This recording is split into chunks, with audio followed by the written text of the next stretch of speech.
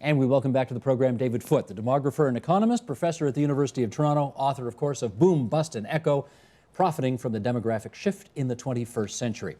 As I thank you for coming back and visiting us here at TVO, I want to start by putting up these so-called population pyramids and just having you take us through them for the years 1975, 2010, where we are now, and then 2045. So, if we can, let's bring these up, and you can tell us the significance of what we're seeing. Well, the big bulge at the bottom, of course, is the baby boom. They're basically aged 10 to 30 in 1975. Preceding them, you see a real dent. That's the Depression. By, of course, now the boomers are in their 40s and 50s and 60s. So the front end of boomers in their 60s. And then, of course, by 2045, many of them are gone. And that's the pyramid that it results. And the fact that the bottom of that pyramid is disappearing is significant to us because of what? Why is that important for us to know? Well, the future growth of an economy depends on new people coming into the workforce. And not that necessarily growth is a good thing. It has environmental consequences. But with a slower growing economy, you're not going to collect as many taxes. And you're not going to be able to grow yourself out of deficits nearly so easily. We've heard this expression, generational equity. What does that mean? That means that a generation gets out what it puts in. So if you pay taxes in, at some stage the expenditures come out, and it should be roughly equal when added up over time and appropriately discounted. But if the bottom of the pyramid's disappearing, is that going to be a problem? It can be a problem. It doesn't have to be a problem. What would prevent it from being a problem? Because of course, everything we hear nowadays is, oh my goodness, we're going to hell in a handcart because that bottom generation, not enough replacement for what we've been to. How could it not be a problem? Well, there's two or three different explanations. One is you can increase productivity, output per person can go out, and therefore fewer numbers of people can be compensated by more output. And that's what we often hear from the business community, who, by the way, isn't investing so that we can increase output per person. But that's a whole nother story. That's another show. That's another program. But secondly, of course, you can get revenues from many different mediums, and is the financial sector, more and more of us are saving for retirement. The financial sector has all sorts of sources, and if we raise taxes, you can easily pay for a lot of what's coming down the road. Let's call this next segment of our conversation, or I guess we are calling it, Is Grandma Raiding the Piggy Bank? And let's bring up again some other numbers here which will indicate what we're talking about. Here's healthcare spending by age as of 2007. If you are less than a year old, more than $8,000 per capita is being expended upon you. Then from ages 1 to 64, apparently you don't tap into the healthcare system very much at all. It's less than $2,000 rather per person. But look what happens once you hit 65. More than $10,000 per capita. Canadian Institute for Health Information collects all this information, and there we go. Now, is there a case for concern when most government spending on healthcare is focused in the OECD countries on those who are over 65? Well, you've got to be very careful. First of all, we'll spend less on education. So there's places where we can save money as well in an aging population. Secondly, that's over 65. Well, really, that doesn't kick in now until over 75 or even over 80 because we're living longer. New information shows that life expectancy has been going up. So this is a little bit in the future. And in the most recent past, the reason that we've seen so much pressure on healthcare is the Roaring Twenties generation. Someone born in the 1920s has reached age 80 in 2000, someone born in 1930 and 2010. So we've had the Roaring Twenties generation, lots of births in the 1920s. And they've been going through the healthcare system. That's why we've been seeing so much increase in healthcare expenditures. So if you wanted to break down that final category a little more, let's say 65 to 85 and then 85 plus, we may be spending only $5,000 per capita on the 65 to 85, but we're maybe $20,000 per capita on the 85 plus? That's right. Well, and that's the fastest growing demographic out there, isn't it? Well, it's the fastest growing, but there's still not a lot of people in those categories. There's still, and many of the boomers might want to keep working if only we'd redesign pensions so that they could keep working. So it's not as big an issue as it's being blown up to be. Okay, but the fear is this is going to break the bank. You don't say, you're not going there. You don't think the banks just broke the bank in the last little downturn? Give me a break. Bank's already broken? The bank's already been broken. Okay. Here's, you read David Brooks in the New York Times, I bet, from time to time. Here's what he had to say very recently on this. One of the keys to healthy aging is what George Vaillant of Harvard, your alma mater incidentally, calls generativity. Generativity. Providing for future generations. Seniors who perform service for the young have more positive lives and better marriages than those who don't. As Vaillant writes in his book Aging Well, biology flows downhill. We are naturally inclined to serve those who come after and thrive when performing that role. The odd thing is that when you turn to political life, we are living in an age of reverse generativity. Far from serving the young, the old are now taking from them. First, they are taking money. According to Julia Isaacs of the Brookings Institution, the federal government now spends $7 on the elderly for each $1 it spends on children. Second, they are taking freedom. In 2009, for the first time in American history, every single penny of federal tax revenue went to pay for mandatory spending programs, according to this fellow from the Urban Institute. As more money goes to pay off promises made mostly to the old, the young have less control. Third, they are taking opportunity. For decades, federal spending has hovered around 20% of GDP. By 2019, it is forecast to be at 25% and rising. The higher tax rates implied by that spending will mean less growth and fewer opportunities. Already, pension costs in many states are squeezing education spending. And finally, in the private sphere, in other words, seniors provide wonderful gifts to their grandchildren, loving attention that will linger in young minds, providing support for decades to come. In the public sphere, they take it away. What do you say to all that? 3 or 4 different reactions. First of all, that's the US data, and that's not Canadian data. Are we different? The US, yes, somewhat different. The US have higher birth rates, so therefore they need more money in education. The squeezing out of education is more relevant south of the border. Secondly, and this is a common argument used, it only looks at the federal level of government. And the senior levels of government responsible for older people, and as you move down to provincial and local governments, they're responsible for young people. A long time ago, I did a paper showing how those ratios change dramatically as you look at lower levels of government. Under our Constitution, the municipal government is responsible for playgrounds and all the young people. So if you just concentrate on federal spending, you come up with these alarmist figures. And you've missed most of the boat, most of the spending. So you've got to be really careful before you start just quoting those figures. You've got to look at the total government spending at all levels of government to come up with a much more balanced point of view. Okay, fair enough. But why would we be dramatically different from the United States? Well, the US is dramatically different from the rest of the developed world. They're still having over 2 children, or around 2 children per family. The rest of the world's only having 1.5, and in fact in Europe and Japan and so on, it's about 1.25. And that makes a huge difference over a 25, 30, 40 year span. So they're certainly replacing their baby boomers a lot faster than everybody else. But that means they also need the money for education now, because they've got a lot bigger percentage of the population under age 20 than much of the rest of it. The rest of the world can save a little bit of money on education to help pay for healthcare. Don't we help our pyramid by having the high levels of immigration, though? Well, yes, we have high levels of immigration, but first of all, the population growth is still like half of 1%. Mm-hmm. So even with high levels of immigration, we're not getting... It's not going to do it. It's not going to do it. Okay. Let's try this. You know that we hear all the time that this is the worst recession since the Great Depression. Doesn't have to be true, but we hear it all the time.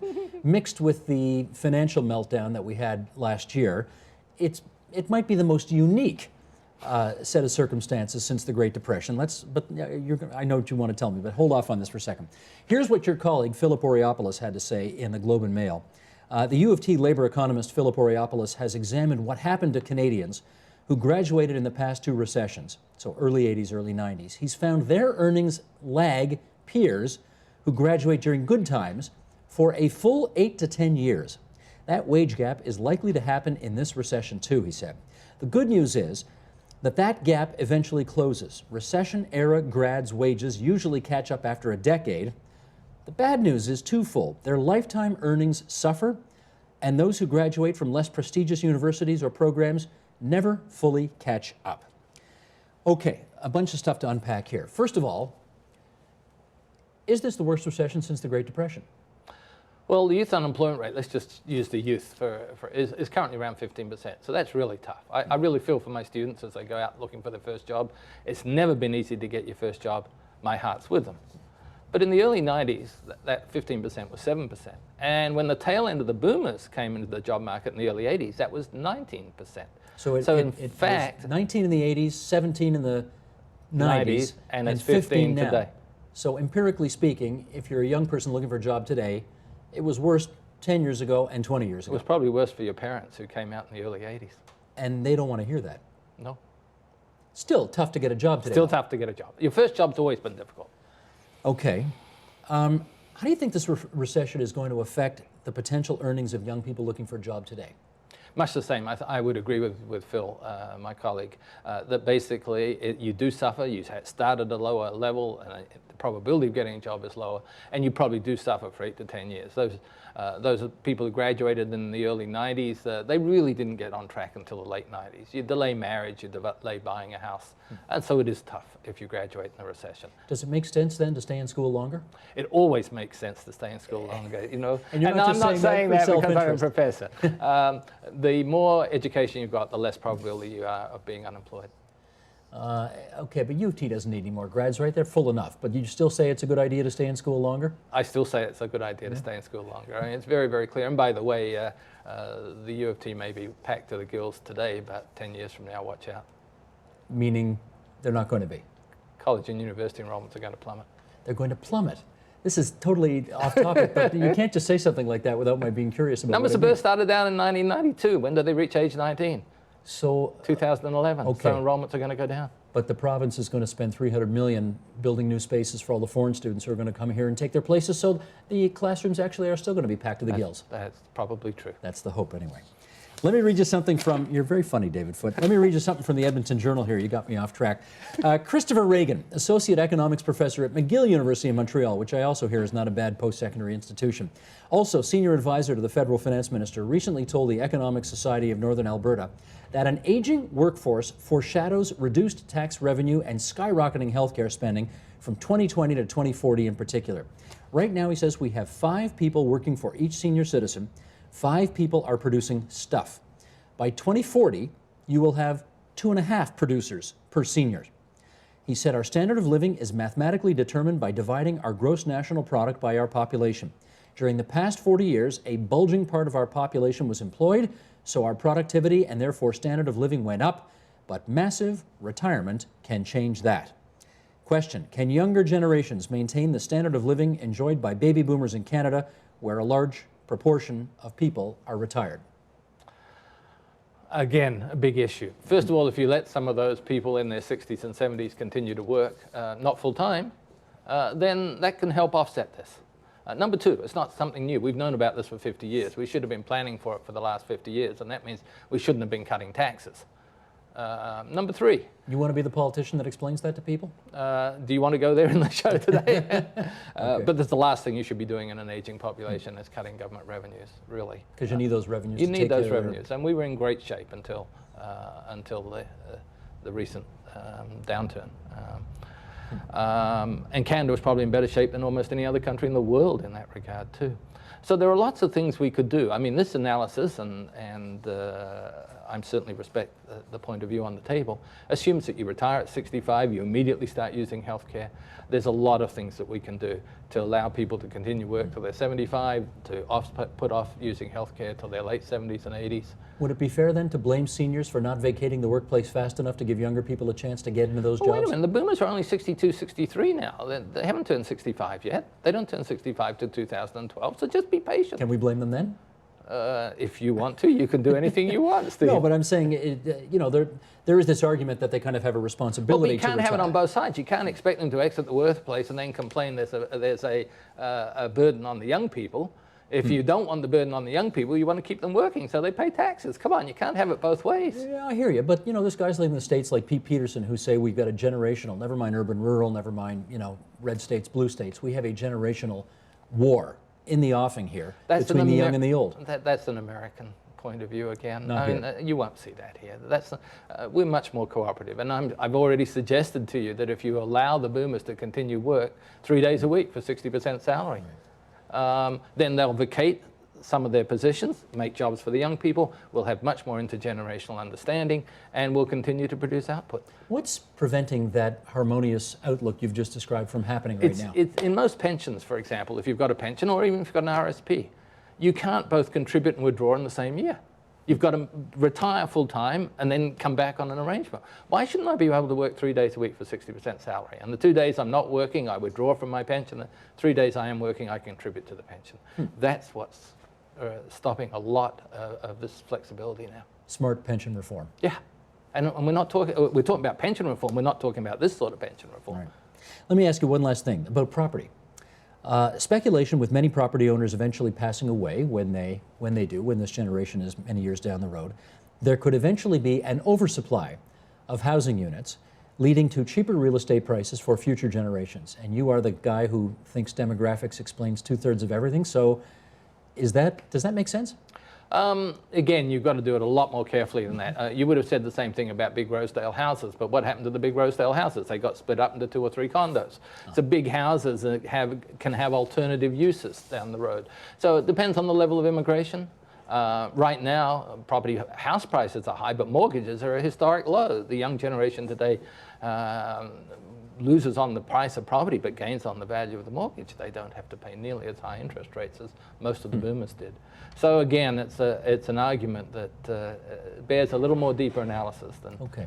And just finally, if you are a young person and you choose not to go back to university again and take David Foot's class, but rather you want to graduate now, you want to go out and get a job, what are the jobs that young people are going to be getting? No, the most important thing is to be flexible. Be really flexible. Be ready to take your whatever you've got that makes you a little different, and which isn't your education. Some of it is your personality and so on. And go out there and get a job and be flexible. Move around the country. Move around your occupations. Think flexible. How can I use what I've got over here? And that is the key way to get jobs. Find something you like to do and figure out how to get paid for it. And how you can link your past into that, so that you can convince the employer to pay you. Gotcha. David Foot, as always, thanks so much for coming to TVO tonight. My pleasure.